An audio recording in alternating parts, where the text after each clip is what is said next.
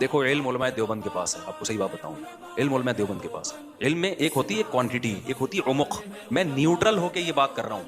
آپ کہہ سکتے ہو کہ آپ تو دیوبندیت کی چھاپ آپ پہ لگی ہوئی ہے، لیکن میں نے کیا بتایا کہ جب آپ فریق مخالف سے خطاب کرتے ہیں نا تو پھر نیوٹرل ہونا پڑتا ہے۔ جیسے میں اگر عیسائیت سے بات کروں گا تو میں قرآن کے دلائل تھوڑی دوں گا ان کو، کیونکہ ہم تو اسلام کو مانتے ہی نہیں، تو میں قرآن سے ہٹ کے پہلے قرآن کے برحق ہونے کی دلیل دوں گا، وہاں مجھے نیوٹرل ہونا پڑے گا۔ تو میرے عقائد وہی ہیں جو علماء دیوبند کی عقائد ہیں، کیوں ہیں وہ میں بھی بتاتا ہوں۔ لیکن جب میں اہل حدیث سے بحث کروں گا، جب میں بریلوی مکتبہ فکر سے بحث کروں گا، پھر میں تھوڑی دیوبندیت کا حوالہ دوں گا کہ حضرت مولانا تھانوی نے یہ لکھا تو پھر میں اس سے اوپر جاؤں گا۔ میں کس کی بات کروں گا؟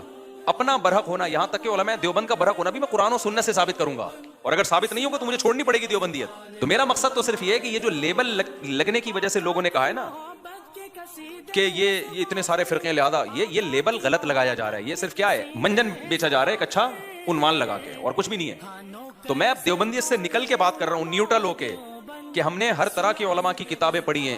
علم میں کوانٹٹی بہت ہے، علم کے اندر جو عمق اور گہرائی چاہیے نا، جو گرفت چاہیے، وہ ہم نے بر صغیر میں علماء دیوبند ہی میں دیکھی ہے۔ المحند المفند کا واقعی مجھے کچھ نہیں پتا تھا کیا ہے یہ تو لوگوں نے اچھالا اس کو۔ جب میں نے اس کا مطالعہ کیا، اس کے دلائل دیکھے، میں نے کہا یار یہ تو خاندانی کام ہے، خدا کی قسم یہ تو بڑے زبردست عقائد ہیں، یہ تو وہی عقائد ہیں جو صدیوں سے چلے آ رہے ہیں اور قرآن و سنت سے مزین ہیں۔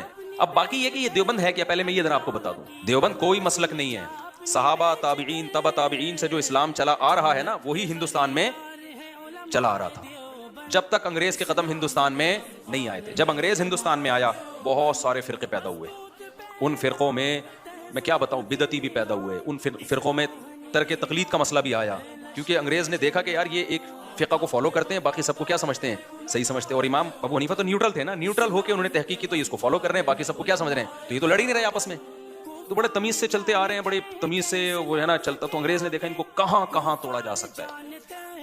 انگریز نے کیا کیا، انگریز نے کہا کہ اس ختم نبوت کا مسئلہ کھڑا کرو، بولے آخری نبی نہیں، ایک اور نبی نکالو، مرزا غلام احمد قادیانی کو نکالا۔ پھر ترک تقلید کا مسئلہ پہلے بھی تھا، اتنا جاندار نہیں تھا، انگریز نے کہا یہ مسئلہ کھڑا کرو، یہ ابو حنیفہ کیوں بھائی، پھر تاکہ ہر آدمی اپنی رائے پیش کرے گا۔